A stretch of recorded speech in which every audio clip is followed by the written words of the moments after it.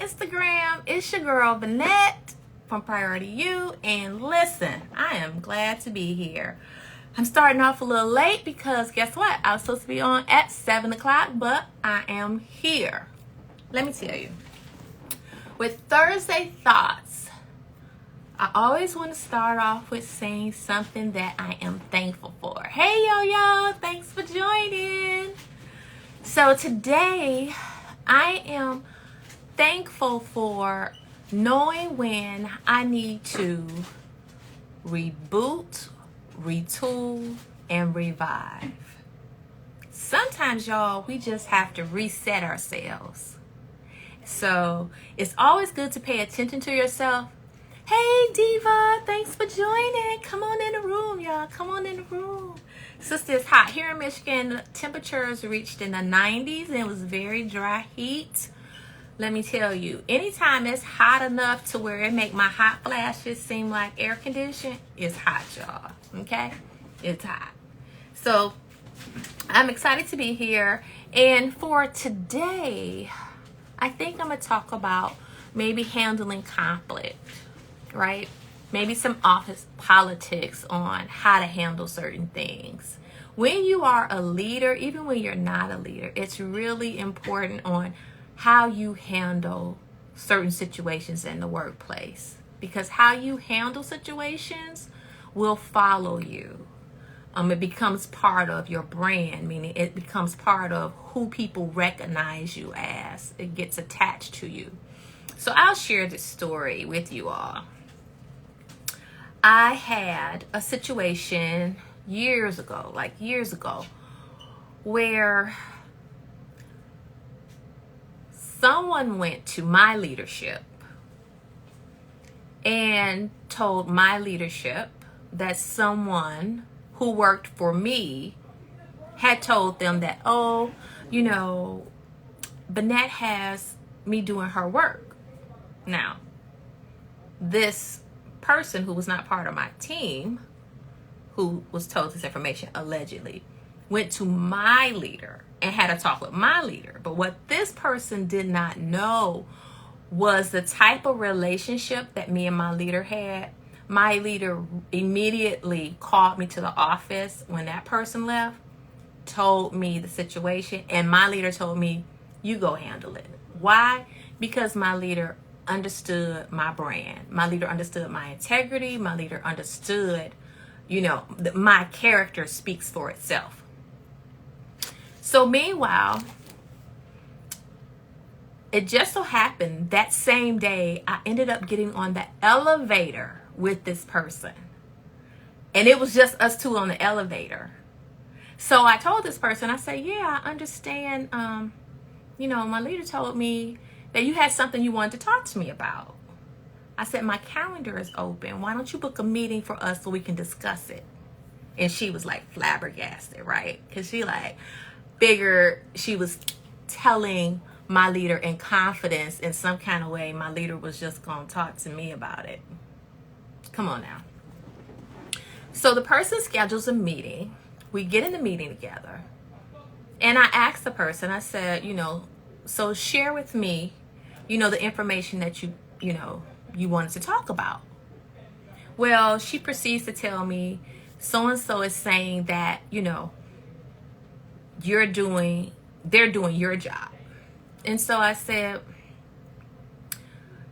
did you ask so-and-so, had they shared their concerns with me? She was like, no. And then I asked her, do you think you should have, either had her come to me, or if you felt like you really wanted to help her out, maybe you come to me directly to find out all the information. Or to let me know, because maybe I wasn't aware of something. Now, naturally, the person who alleges this, they were really just doing their job, not my job. But in that moment, I coached that other leader and I told them, think about it, like this. If your person came to me saying, complaining they're doing your job, the first thing I'm going to do is redirect that person to their leader, because number one, you want to give the leader an opportunity to address that issue with that person. Number two, you never want to bypass a leader to go to their leader. Give that person an opportunity to address the issue, right? Because that's what leaders do. You don't want to get caught up in the gossip mill. Hey, Felicia, thanks for joining. You don't want to get caught up in the I'm going to go behind your back and get you in trouble type of deal, because now you're getting pulled into where you're being looked at as being messy. And what you want to do is be above board at all times. So as leaders, number one, I ain't gonna lie, y'all, I really wanted to give her a piece of my mind and be like, how dare you? How you gonna, you know what I mean? Really wanted to get spicy with her. But I wanted to give her a learning opportunity to let her see how you need to handle situations like this in the future. And as leaders, whether it's a situation like that or a situation where somebody is rubbing you the wrong way, because we're human, right? So there are going to be some personalities and you might be like, ooh, that person is just getting on my nerves. As leaders, what you have to do is practice that emotional intelligence. Number one, you got to kind of check your temperature and see what's your role in it. So acknowledge how you're already feeling. Were you already having a bad day when you started to encounter this person? Or, maybe the person legit is just irritating. As a leader, though, you need to be able to remove your emotion from feeling that irritation and not portray that you're irritated with the other individual. You also want to make sure that even if that person is irritating you, that you are treating that person always with respect, that you're always being the type of leader that is making sure everybody has an equitable experience and opportunity. Meaning, don't always go to your star people and hand them things. You want to be able to give somebody else an opportunity to grow. Now, given opportunities, you will get some pushback sometimes, because some people may look at it like, well, that's not my job, or I don't want to do that. As a leader, you have to be able to look at an individual and say, you know what? I see something more in you than you see in yourself. And this would be a good opportunity for you. So sometimes you have to kind of guide people. An example of that is I coach and mentor somebody on one of my teams. And she's now in school for leadership, getting her degree in leadership. And she's like, oh my goodness. She was like, all the things you have been telling me, everything that, yes, Felicia, removing those emotions are key. So this young lady was like, everything that you've been saying on, how we need to, think big picture, and that you're a leader before you even get the title. Like, some of you carry influence and weight within your teams because you just have the it factor. Like, people will follow your lead no matter what. So meaning, if you're stirring the pot of messiness, then they're going to jump in and contribute to the pot of messiness. And if you ever want to advance your career, you don't want no parts of the pot of messiness.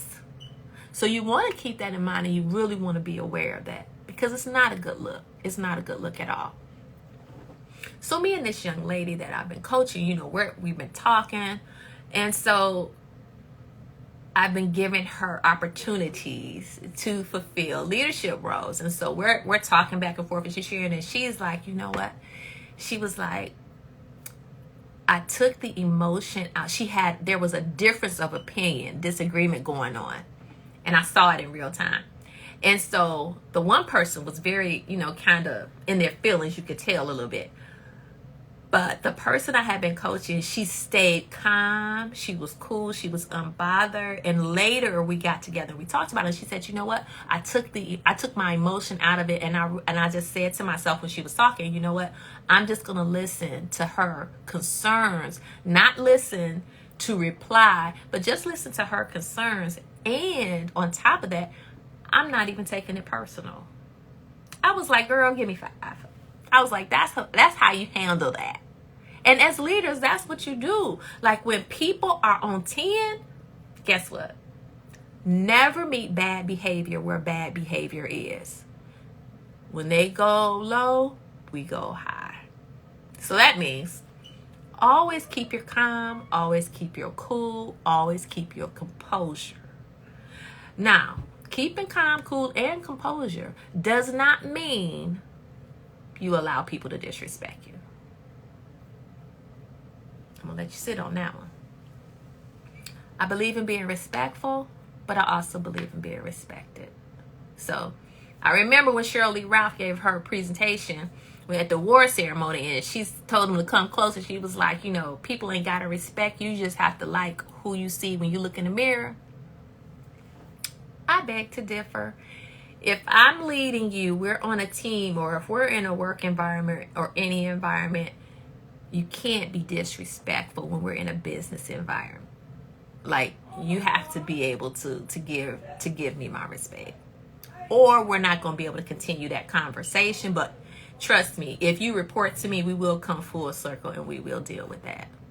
Because again, as a leader, you have to also address unacceptable behavior, y'all. Trust me. You're like, but they're adults. But you have to do it. Because you're doing it so they can grow. Because if you allow people to create a habit of that bad behavior, it becomes harder for them to change. And they create a box around themselves that will keep them stuck, because your behavior becomes part of your brand. And now people are looking at you sideways like, oh, that's a hothead right there. Or that's a person with a bad attitude. And it doesn't matter if you're the go-to person for your niche that you're in your job, you will never elevate. They will always see you as very good at that only thing you do, but they won't want to give you opportunities to do more because of the bad attitude. So just make sure that you're cognitive of how you're responding when you don't like stuff. Make sure that you understand that. Make sure that you check your emotions. Make sure that you just, you know what I mean, get that taken care of. One moment, y'all. I'll be right back. Thank you. One moment.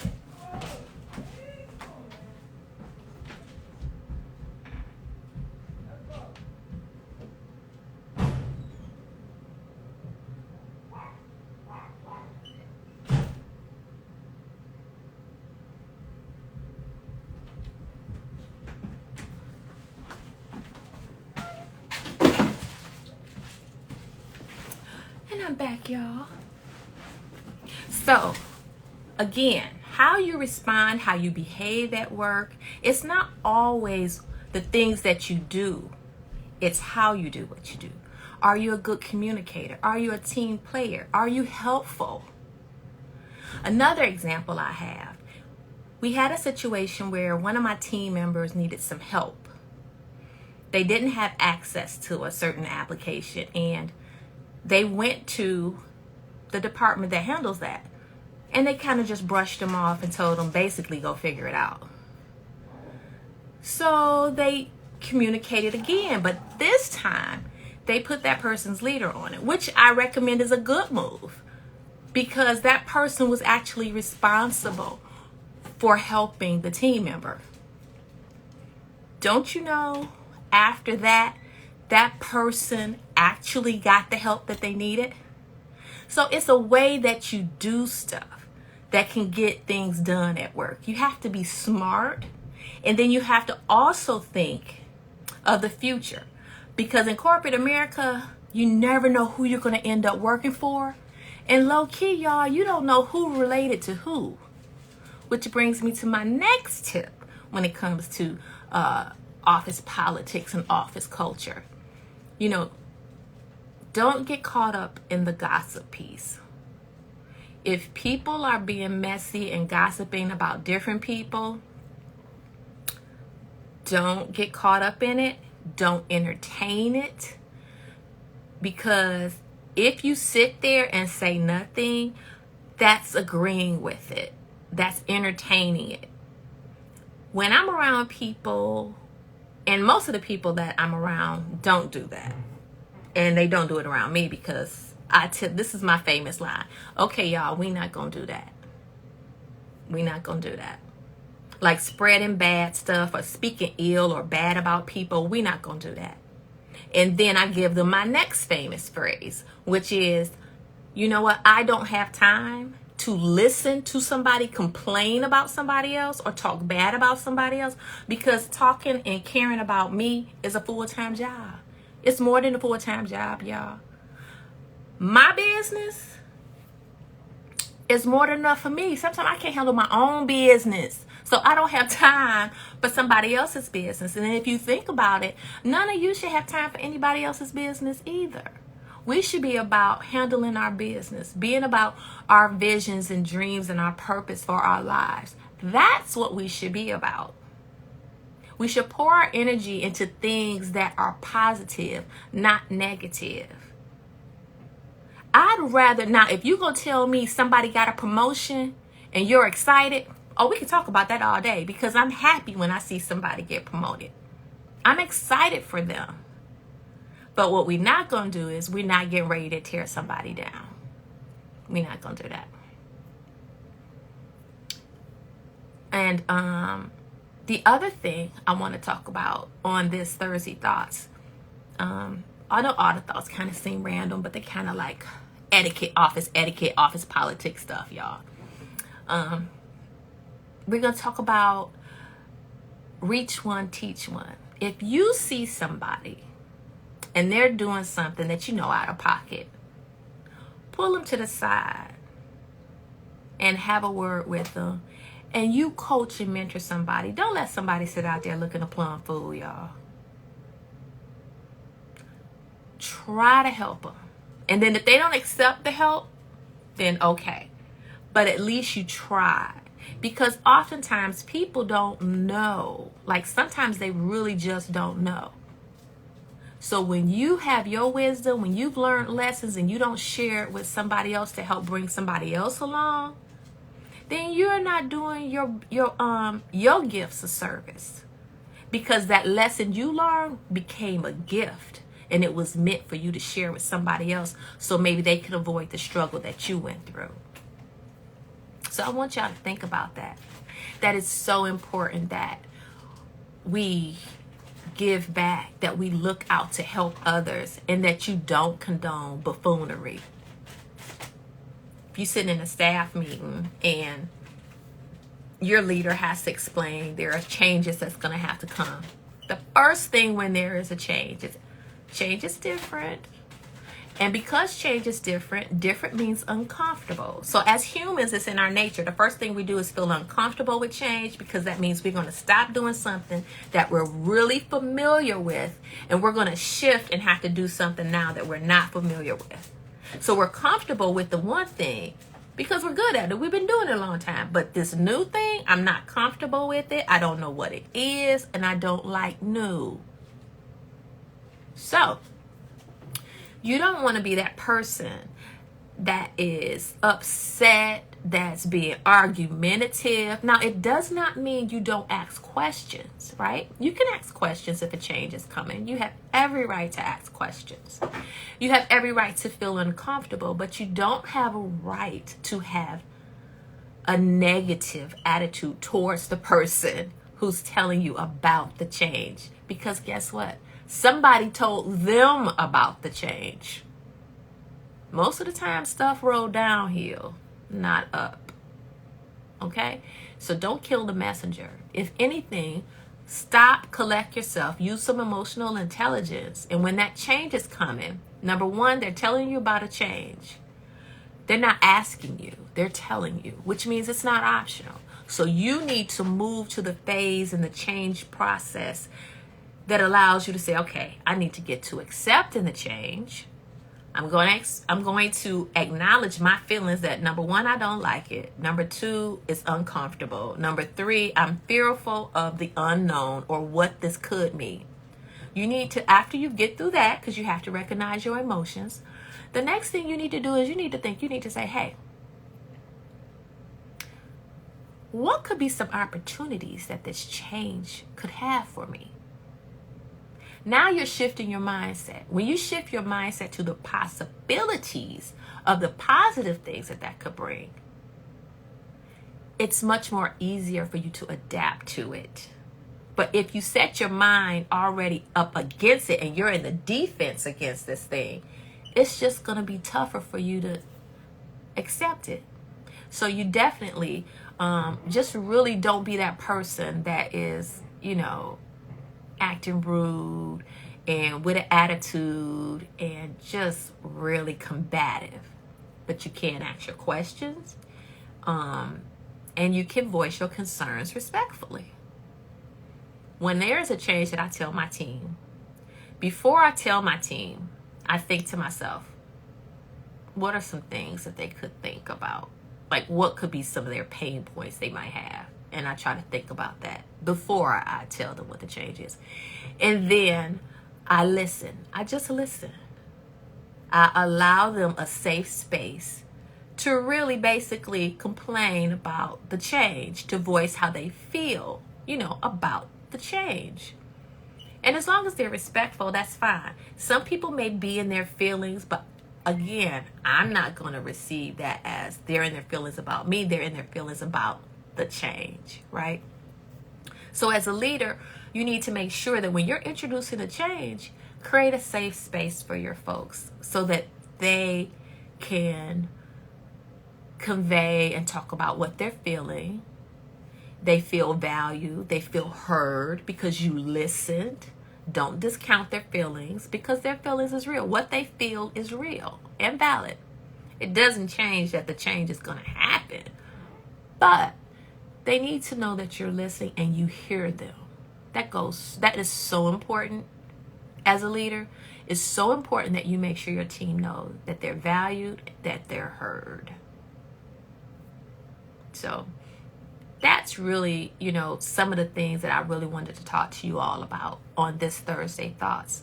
Are there any things that about office politics or, dealing with office etiquette that you all have? Put some of your tips or, some of your warnings in the comments of things you should avoid doing and things you should do, especially when you want your career to grow. Because again, how you show up at work becomes attached to your brand. And you have a brand. Everybody has a brand. Your brand is what people think about you when you're not in the room. And if nobody is thinking about you when you're not in the room, then you need to work on your brand. Because if you want to be able to advance your career, you want people to know you. But you want people to know you in a good light. Like, you want people to think like, oh my goodness, that person just helped me with X, Y, and Z, and they're always so helpful, and they're always so pleasant to talk to. You want that. You want them to be like, you know what? Even if that person can't help me, sometimes they will go and find the area that I need to go to just to help me out. So think about that. That's what I call depositing good credit into building relationships and rapport with people. Because in corporate America, I'll say it again, you never know who you're going to end up working for. So I'm building relationships with everybody from the janitor to the people in the print shop to the people in the cafeteria. Because let's face it, sometimes they might run low. If they know that's my special dish and they know I come there at the same time every day, guess what? They're going to put my little dish to the side because I build up that rapport. And that's what you have to do. Invest in positive rapport building because you never know who's watching you. And somebody is always watching you. Even in the virtual environment, y'all. Make sure y'all not getting attitudes in the virtual environment. Watch those emails you type. And if you upset, don't send an email. Don't go back and forth on the email with people. If you're having a disagreement, you might send one email both ways, and if it looks like it's still unclear, pick the phone up, call the person. Let's clear it up. Don't have the whole back and forth stuff. And speaking of emails, I'm going to say this. When you are emailing somebody, stop adding everybody. Reply all with everybody on the email about an issue or disagreement between you and the one person. Y'all try to work that out. Try and work that out. Pick the phone up. Practice good listening skills. Listen to understand, not to respond. Okay? So on this Thursday Thoughts, it was all about office etiquette, office politics, how that comes into play as a leader, or really even as an individual contributor. Because again, leadership starts with you as an individual, and you don't have to have a leadership title to be a leader.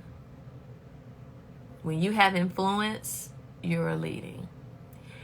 And we're all leaders, because guess what?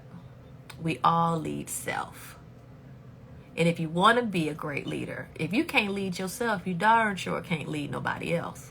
So handle your business. You know stuff you need to handle. Some of y'all got goals and aspirations, but you're not handling your business. Meaning you get that goal, you need to write that goal down. And then you need to create a strategy on how you're going to get to the end result, which is that goal. And then you make sure every day you're doing at least one thing that's getting you closer to that goal. So be the leader of you first. Develop yourself. If you want to move into leadership, or if you are in leadership, continuously develop yourself. As a leader, I've been in leadership. Woo, child. I would say I have close to 30 years of leadership experience, y'all. Telling on myself, but it's true. Close to 30 years of leadership experience. And I'm always developing myself, because there's always room for me to grow. There's always room for me to get better. And unless you are doing an inventory of your skill set and keeping it 100 with yourself, you're going to miss the mark. You're going to drop the ball on you. And the best part is every day is a new start for us to get it right, to get better. But you have to be intentional with it. And you have to want to put the work in. A lot of people say, I want to succeed, but they're not really willing to do the work. They see the end result when they see somebody who is defined as successful. They're like, oh, look at that person. They have X, Y, and Z. That's what I want. But do you know what it took for them to get that? Like looking at some of the athletes, they're like, oh my goodness, look at how that athlete is, their star player, they live in a life of luxury. But are you willing to put the work in to get the success? Most people not, because putting the work in means sacrifice. Sacrificing things you want to do for things you need to do. Like sacrificing watching TV to exercise, because your health is important. And believe it or not, working out, it helps you with your productivity, because it stimulates your brain, it relieves stress, it helps your body feel better and look better, right? So you definitely, want to think about these things. In addition, I want to say this Sunday, join me on Facebook Live, Sister Self-Care Sunday, because we're going to be doing a special episode to celebrate our Black fathers and father figures, because we don't lift them up enough. Fathers are so critically important. And I've seen so many wonderful fathers. I ain't gonna lie, y'all, I didn't have one of those, but that's another story for another day. However, I have seen a lot of wonderful fathers. And the impact that they have on children, on the house, on the community, man, listen. So to all the fathers out there, I know Father's Day is on June 18th, but hey, we're going to be celebrating early this coming Sunday. So join us at Priority You on Facebook.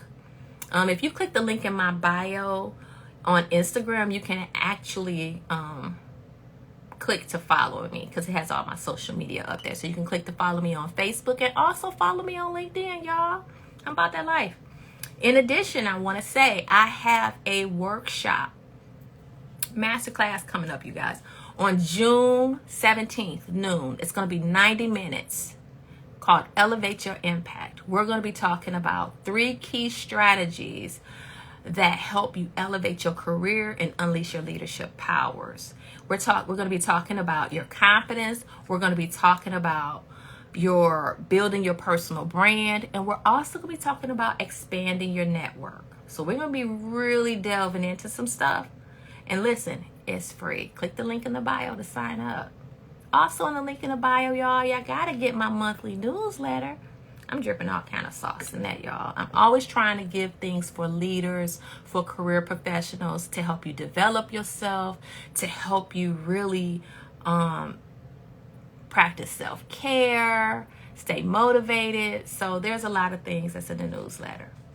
Hey, I see we got some folks joining. Thank you for joining, Tay. So, again, I just thank you all, as always, for joining me. Now, I will say there is a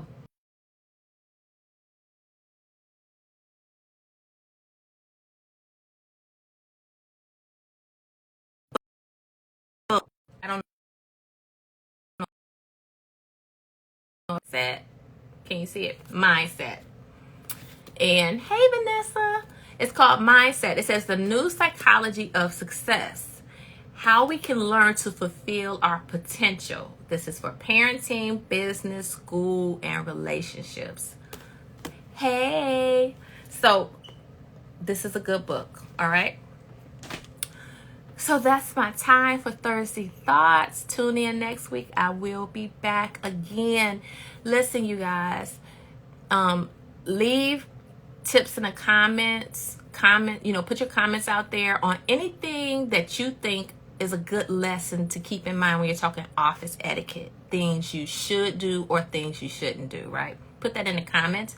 And also, tell that father figure you know. Maybe it was a football coach. Maybe it was a teacher. Maybe it was a neighbor. Or maybe it was a deacon in the church or a friend's father. But if there are father figures out there and fathers out there and you see they're doing the dang thing, recognize them. Let them know, in the words of Tupac, you are appreciated. Okay? Because it's important. They're important. They're valuable. All right, everybody. I just want to thank you all for joining. That's my time for tonight. Again, thank you so much. If you're able, join us on Sunday on Facebook. Again, click the link in my bio. Follow me on all social media, all things that is priority you. And as always, thank you so much. Stay inspired, encouraged, and empowered. Have a wonderful, wonderful evening, you guys. I enjoyed talking to you. Bye.